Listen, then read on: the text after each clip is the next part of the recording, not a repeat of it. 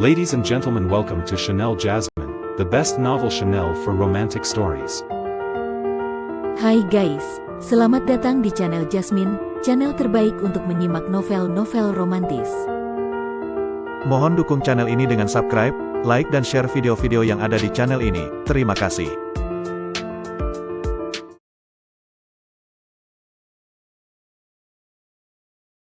Kaisar Agung Seni Bela Diri bab 1415.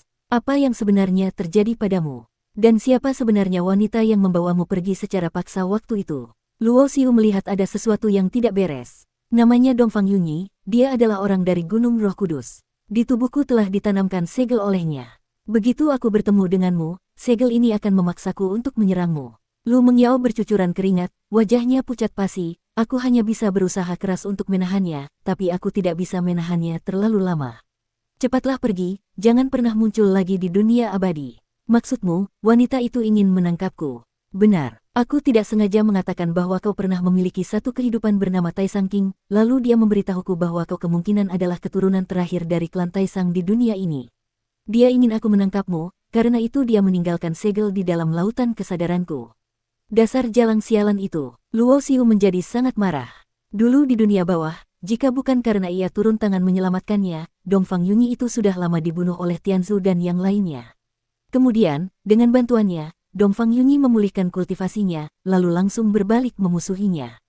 Jika saat itu Dongfang Yunyi tahu bahwa ia adalah reinkarnasi dari Taisang King, kemungkinan ia sudah bisa menebak bahwa dirinya adalah keturunan klan Taisang, dan mungkin akan langsung menyerangnya saat itu juga.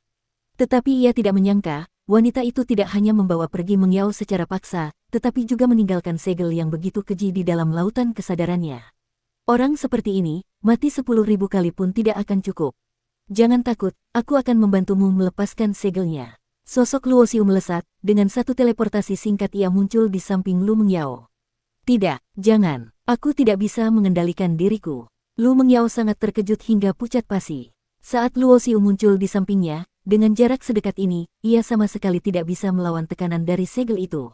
Boom! Terlihat kedua mata Lu Mengyao seketika berubah menjadi dingin dan acuh tak acuh, seolah-olah Luo Xiu yang berdiri di sampingnya saat ini hanyalah orang asing yang tidak ada hubungannya sama sekali. Ia mengangkat tangannya dan langsung menebas, cahaya pedang yang cemerlang merobek segalanya. Luo Xiu tidak berani menahannya secara langsung dengan tubuh fisiknya, melainkan menangkisnya dengan pedang pemenggal dewa. Segera setelah itu, indera spiritual yang dahsyat memancar dari antara alisnya, menerobos masuk ke dalam lautan kesadaran Lu Mengyao. Di dalam lautan kesadaran Lu Mengyao, Luo Xiu melihat bahwa ia telah memadatkan jiwa suci, dan jiwa sucinya bahkan telah mencapai 70% transformasi abadi. Tetapi di antara alis jiwa sucinya, terdapat sebuah tanda segel yang mengendalikan kesadaran dan tindakan Lu Mengyao. Luo Xiu pernah menggunakan segel roh abadi Taisang untuk memecahkan segel milik Sue Yu Wuji, jadi ia juga berencana menggunakan cara yang sama untuk melepaskan segel yang mengendalikan Lu Mengyao ini. Segel roh abadi Taisang adalah teknik kultivasi penempaan jiwa tingkat tertinggi, bisa dibilang ini adalah penangkal khusus untuk segala jenis segel yang berhubungan dengan jiwa. Namun, saat ia mencoba memecahkannya, ia menyadari bahwa segel ini sama sekali tidak bisa digoyahkan. Dulu saat Sue Yu Wuji menanamkan segel di dalam lautan kesadaran para penguasa Dao dan penguasa Dao sejati, ia sendiri pada dasarnya hanyalah tingkat setengah dewa. Sedangkan wanita bernama Dongfang Yunyi itu sudah lama berada di alam abadi, bahkan mungkin sudah sepenuhnya memulihkan tingkat kultivasi dewa langitnya. Sebuah segel dari seorang dewa langit, sekalipun segel roh abadi Taisang sangat kuat dengan tingkat kultivasi. Luo Xiu saat ini mustahil untuk bisa melepaskannya. Setidaknya ia harus menunggu sampai ia membuktikan Dao dan menjadi dewa abadi, atau mencapai tingkat dewa bumi. Tiba-tiba, mata jiwa suci Lu Mengyao berubah. Mata kirinya berubah menjadi emas, dan mata kanannya berubah menjadi hitam. Kau, tak kusangka baru 1000 tahun berlalu, kau ternyata sudah sampai di dunia abadi. Luo Xiu bisa memastikan bahwa ini bukanlah suara Lu Mengyao, melainkan suara wanita yang bernama Dongfang Yunyi itu. Di dalam ruang lautan kesadaran Lu Mengyao, indera spiritual Luo Xiu membentuk wujudnya sendiri, menatap tajam ke arah lawannya. Apa sebenarnya yang kau inginkan? Kau harus tahu bahwa dulu akulah yang menyelamatkan nyawamu. Tanya Luo Xiu dengan dingin. Bocah, jangan sedikit-sedikit mengungkit budi menyelamatkan nyawa. Dulu aku sudah memberitahumu, aku tidak membunuhmu untuk mengintip rahasia di tubuhmu, itu sudah melunasi budi kau telah menyelamatkan nyawaku. Dongfang Yunyi mendengus dingin, tetapi aku tidak menyangka kau ternyata adalah tubuh reinkarnasi dari keturunan klan Taisang. Jika aku tahu dari awal, maka sekalipun kau telah menyelamatkan nyawaku, aku akan tetap membawamu pergi secara paksa. Mata Luo Xiu menjadi dingin, apa sebenarnya tujuanmu? Sekalipun aku adalah keturunan klan Taisang, tetapi sejak era Purba Agung hingga era kuno dekat, klan Taisang sudah lama mengalami kemunduran. Ada yang mencoba untuk merebut rahasia dari klan Taisang, tetapi tidak ada seorang pun yang berhasil. Mengenai hal ini, Luo Xiu juga mendengarnya dari roh kuali naga iblis. Sejak klan Taisang mengalami kemunduran pada zaman era Purba Agung, banyak ahli yang diam-diam menangkap orang-orang dari klan Taisang. Baik itu mengekstrak jiwa dan memurnikan roh untuk mencari ingatan, maupun mengambil garis keturunan untuk mengintip rahasia tubuh Taisang, berbagai cara telah digunakan, tetapi tidak ada yang bisa mendapatkan warisan 9 teknik terlarang Taisang. Oleh karena itu, selama bertahun-tahun yang tak berujung, 9 teknik terlarang Taisang telah lama hilang, karena 9 jenis teknik terlarang yang kuat ini adalah milik eksklusif klan Taisang. Oh, tampaknya meskipun kau berada di dunia bawah, kau tahu cukup banyak hal.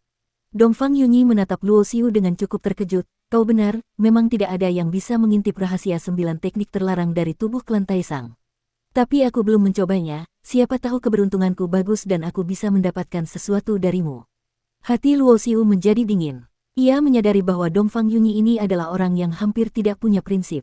Selama ada keuntungan yang cukup baginya, maka ia tidak peduli siapapun lawannya, bahkan jika itu adalah orang yang telah menyelamatkan nyawanya, ia tetap bisa mengayunkan pedang pembantainya.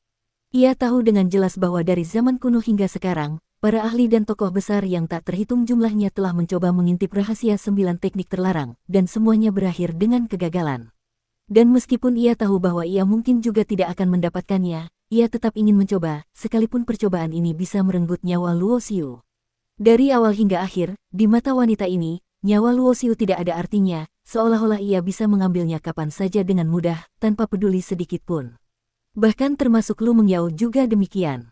Dulu ia membawa pergi Lu Mengyao karena melihat Lu Mengyao memiliki bakat jalan pedang yang sangat kuat, sedangkan ia sendiri adalah seorang dewa langit yang berkultivasi di jalan pedang. Kau jalang, maki Luo Xiu dengan marah. Namun, Dongfang Yunyi sama sekali tidak marah, kau mau memaki, maki saja sesukamu. Toh pada akhirnya kau akan jatuh ke tanganku. Aku akan mengekstrak jiwamu, memurnikan tulangmu, dan melebur darahmu. Tapi aku tidak akan mengambil nyawamu, karena Mengyao sepertinya sangat menyukaimu.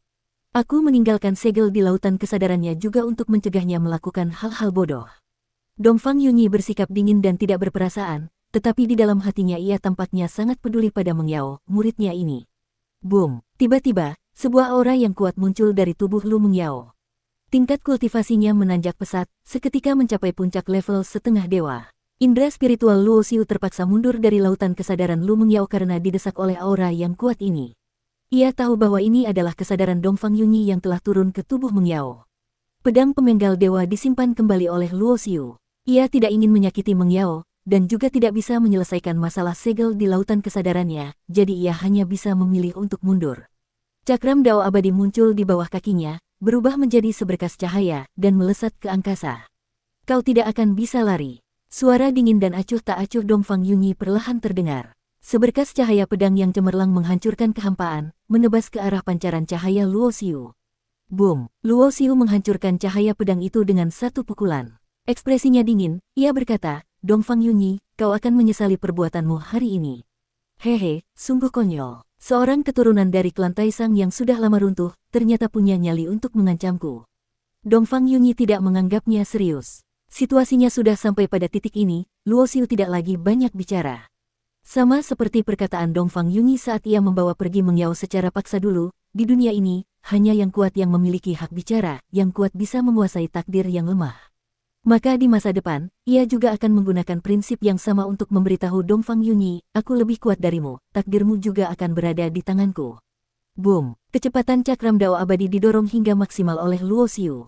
Seandainya tubuh asli Dongfang Yunyi yang datang, mungkin ia bisa menyusul. Tetapi hanya dengan tubuh Mengyao yang berada di tingkat setengah dewa, mustahil baginya untuk bisa mengejar kecepatan cakram Dao abadi. Di dunia abadi, hutan-hutan kuno bisa ditemukan di mana-mana. Luo Xiu memiliki teknik Wuxiang. Setelah ia berhasil melepaskan diri dari Dongfang Yunyi, ia mengubah penampilan dan auranya, lalu terjun ke dalam hutan kuno yang luas dan tak terbatas.